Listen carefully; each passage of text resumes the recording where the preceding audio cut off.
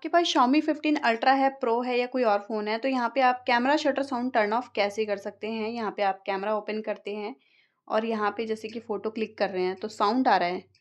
तो अगर आपको भी कुछ इस टाइप से साउंड आ रहा है तो इसको टर्न ऑफ करने के लिए आप यहाँ पे क्या करेंगे, कैमरा ओपन करने के बाद यहाँ पे आपको एरो पे क्लिक करना है। इस टाइप से ऑप्शन आएगा, आपको सेटिंग पे जाना है। सेटिंग पे जाने के बाद यहाँ पे आपको स्क्रॉल करना है। यहाँ पे शटर साउंड का ऑप्शन मिल जाएगा आपको जर्नल सेटिंग में। ये रहा शटर साउंड, इसको टर्न ऑफ कर लेंगे और बैक कर लेंगे। अब आप फ़ोटो क्लिक करेंगे तो कोई भी साउंड नहीं आ रहा है।